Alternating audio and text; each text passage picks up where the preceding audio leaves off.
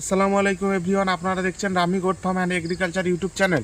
তো বন্ধুরা, অনেক দিন ধরে আমি ভিডিও বানাতে পারিনি। অনেক দিন পর আজকের আপনাদের সামনে একটা ভিডিও নিয়ে আমি হাজির হয়েছি। তো আশা করি আপনারা ভিডিওটি পুরোটা দেখবেন, দেখলে আপনারা সব কিছু বিষয়টা আপনার ক্লিয়ার হবে। আজকের যে বিষয় নিয়ে আলোচনা করব, যে অনেক সময় দেখা যায় আমাকে অনেকে কল করে যে ভাই আমি ঘাসের বীজ নেব, ঘাসের কাটিং নেব, মানে ঘাস সম্বন্ধিত কিছু ধারণা আজকে দেওয়ার জন্যে। আপনারা আপনাদের যদি কারোর ফার্ম থেকে থাকে বা আপনারা কেউ নতুন ছাগল ফার্ম করতে চাইছেন, এই ভিডিওটি সবার উপকৃত হবে। তো বন্ধুরা, আজকের মেন বিষয় যেটা, যে আপনারা ঘাসের কাটিং আপনাদের আশেপাশে যদি থাকে, আপনারা সবসময় সেই জায়গা থেকে ঘাসের কাটিং নেন। ঘাসের কাটিংয়ের যেটা দাম, সেটা হয়তো এখানে বললে অনেক কিছু প্রবলেম দেখা যায়। অন্য অন্য ইউটিউবাররা রয়েছে বা অন্য অন্য ফার্মাররা রয়েছে, এই জন্য ঘাসের কাটিংয়ের রেট বলাটা ঠিক না। কেউ 5 টাকা নিচ্ছে। তো এইটুকু আমি আপনাদের আশা দিচ্ছি। আমাকে ফোন করতে পারেন।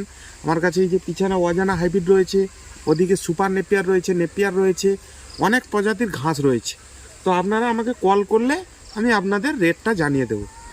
আর যেটা বিষয়, যে একটা ধারণা থাকে যে আমার 10টা ছাগলের জন্য কতটা ঘাস দরকার, কি 20টা ছাগলের জন্য কতটা ঘাস দরকার, এগুলো একটা ধারণা থাকে। দেখো, এরকমভাবে আপনি যদি কোনো ভিডিও দেখেন বা আপনাকে যদি কেউ বলে যে আপনার 5টা ছাগলের জন্য এতটা ঘাস লাগাতে হবে, তাহলে আপনি বুঝতে পারবেন না। কারণ আপনি আমাকে কল করেছেন, আমি তো আপনার ছাগলগুলো দেখতে পাচ্ছি না। আপনার ছোট ছাগল কি আপনার বড় ছাগল, বা কোন ছাগল কীরকম খায়, বা আপনি কি পরিমাণ খেতে দেবেন, অনেক কিছু ব্যাপার থাকে। এই জন্যে একটা জিনিস হচ্ছে, আপনি পর্যাপ্ত পরিমাণে ঘাস লাগান।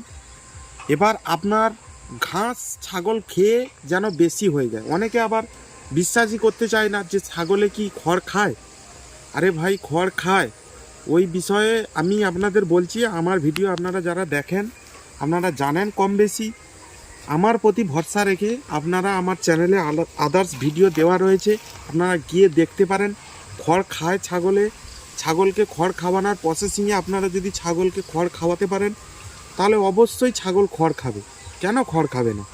এবং একটা জিনিস কি, খড় খাওয়ালে অনেক কিছু সমস্যা দেখা যায়। হজমের সমস্যা, তারপর গায়ের কালার অন্যরকম চেঞ্জ হয়ে যায়, ডেফিসিয়েন্সি থাকে, ক্যালসিয়াম ডেফিসিয়েন্সি। যদি যে মা ছাগল দুধ দিচ্ছে, বাচ্চা দুধ খাচ্ছে, ওর দুধের মধ্যে ঘাটতি দেখা যায়, অনেক কিছু সমস্যা দেখা যায়। যার জন্য আপনাকে পর্যাপ্ত পরিমাণে ঘাস লাগাতে হবে। এবার দেখুন, আমার ঘাস লাগানো রয়েছে, ওদিকেও ঘাস রয়েছে, তারপরেও দেখুন ওই যে বিলের ছাগলগুলো বাঁধা রয়েছে, আর ওইদিকে দূরের দিকেও রয়েছে। ঠিক আছে, সবগুলোকে দেখানো সম্ভব হচ্ছে না, আমি কিন্তু তাও ছাগলগুলোকে আমি বিলে বেঁধে দিয়েছি। আর যেহেতু আমার এখন কম ছাগল, আমার টোটাল 8-10টা ছাগল আছে। দেখুন বন্ধুরা, আমি একটা ছাগলকে সকালে আমার 2বার লাগলো, আমি বের করে দিয়ে আসলাম। গলায় দড়ি দিয়ে, একটা বড় করে দড়ি দিয়ে আমি যদি বিলের মধ্যে বাঁধি, তাহলে দেখা যাচ্ছে কি আমার দানা খাবারও কম দিতে হচ্ছে। কেন আপনারা বলবেন কেন? বিলের মধ্যে এখন ধান পড়ে আছে। চাষিরা ধান ওঠানোর পর কিছু কিছু জায়গায় ধান পড়ে আছে, ওই ধানগুলো ছাগল খাচ্ছে।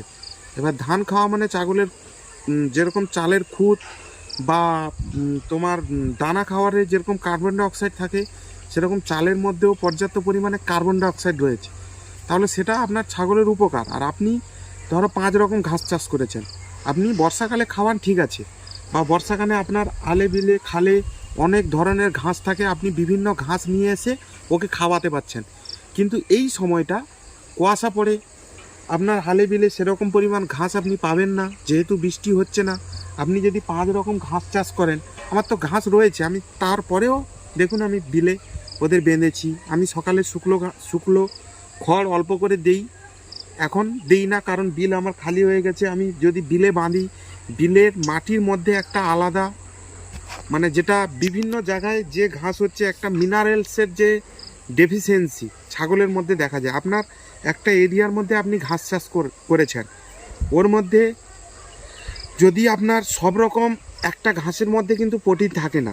যার জন্য আপনি যদি বিলের মধ্যে বানান, ওখানে বিভিন্ন ধরনের ঘাস রয়েছে, ওই ঘাসগুলো ছাগল খাচ্ছে এবং ঘুরে ঘুরে ছাগল একটা মানে আপনার যে ওয়েদার, ঠান্ডার সময় একটা রোদ্রু বা একটা হাওয়া, তারপর কিছু সময় ধরে একটা মাঠের মধ্যে যে একটা আলাদা একটা মুভমেন্ট বা আলাদা একটা যেটা ফিল্ড, ওটা অ্যাকচুয়ালি ছাগলের মধ্যে আসলে ছাগল অন্যরকম অনুভূতি করে। সেটা আপনাকে কি বলবো, আপনি যদি একটা সবসময় একই জায়গায় বদ্ধ থাকেন, আপনি যদি ফাঁকা কোথাও ঘুরতে যান, নিত্য নতুন জায়গায় ঘোরেন বা নিত্য নতুন খাবার খান, আপনার শরীর মধ্যে কিন্তু আলাদা একটা এনার্জি বুস্ট। তো এই জন্যে আপনার হয়তো একটু কষ্ট হবে, আপনি ছাগলগুলোকে যদি বের করে বাঁধতে পারেন আমি মনে করি ভালো হবে। কারণ পর্যাপ্ত পরিমাণে ঘাস থাকলেও ছাগলগুলোকে বেঁধে দিলেন, এক দুবার যা খেলো খেলো, আমার এই ঘাসগুলো কাটা আছে, দিয়ে ক্যারেটে সব দেওয়া আছে, রাত্রে আসলে এই ঘাসগুলো আমি ছাগলকে দিয়ে দিলাম,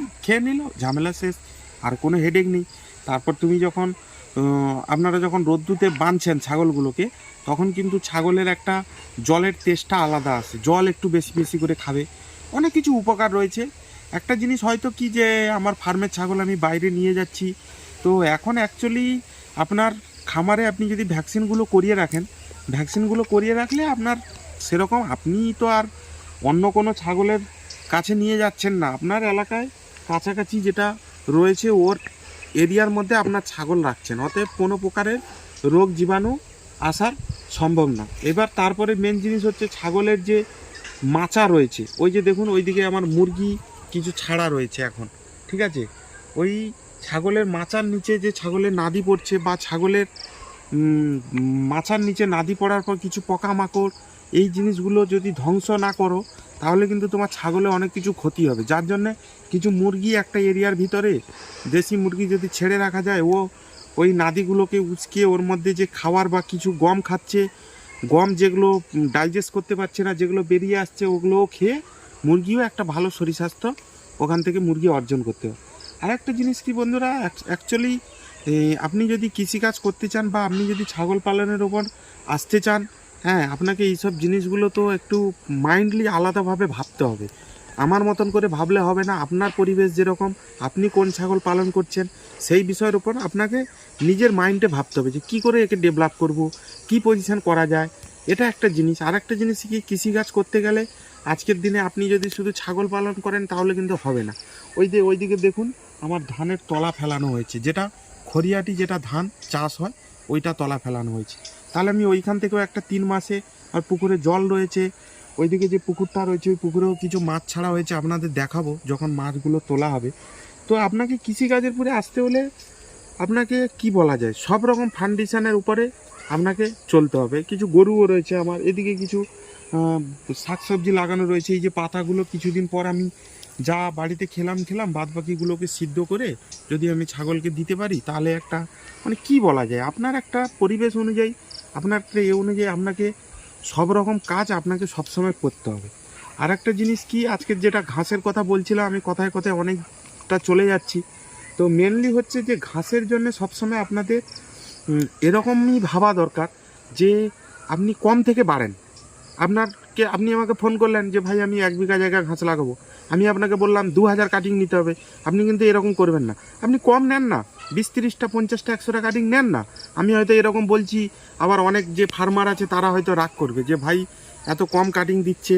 আপনি 20-30টা 50টা কাটিং নেন, নিয়ে আপনি রোপণ করেন, ওখান থেকে আস্তে আস্তে বাড়ান। আপনার পরপর এই যে দেখছেন আমার কাছে যে ঘাসগুলো রয়েছে, আমার কাছে প্রথম অজানা হাইব্রিড ঘাস ছিল না, আমি প্রথম একটা ইউটিউবারের কাছ থেকে, ঠিক আছে, নিয়ে আসছিলাম অনেক দিন আগে, যেটা হলো মুসিওর ভাই, যেটা বেঙ্গলি গোট ফার্ম না কি একটা ফার্ম নামে আছে, আপনারা জানেন। তো আমি কিন্তু কম নিয়ে আসছিলাম, নিয়ে আসার পর আমার আস্তে আস্তে হয়েছে, বা আমার এই পুকুরের সাইডে কিছু লাগানো রয়েছে। তো আপনারা কম দিয়ে কম কাটিং নিয়ে আস্তে আস্তে শুরু করুন, আস্তে আস্তে চড়াবেন, হট করে অনেক বেশি কাটিং নিতে হবে না। আপনাদের সবসময় এইরকমভাবে একটা মাইন্ডে আলাদা ধারণা ধরানো হয় যে অনেক বেশি কাটিং লাগবে বা আপনার খামারে ঘাস খাওয়াতে পারবেন না, অনেক ঘাস লাগবে। তো আপনারা সবসময় এইসব থেকে বিরতি থাকবেন। তাছাড়া কোনো কিছু ছোটোখাটো টিপস জানার থাকলে আমাদের ফোন করতে পারেন। এবং বন্ধুরা, আমার চ্যানেলে যারা নতুন, প্লিজ সাবস্ক্রাইব করে রাখবেন এরকম নিত্য নতুন ভিডিও দেখার জন্যে।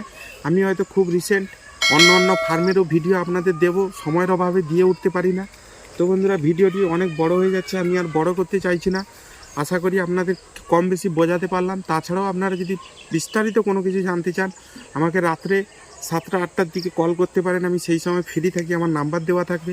তো বন্ধুরা ভিডিওটি আমি আর বাড়িয়ে নিয়ে যাচ্ছি না, সবাই ভালো থাকবেন, সুস্থ থাকবেন, জয় হিন্দ বন্ধুরা।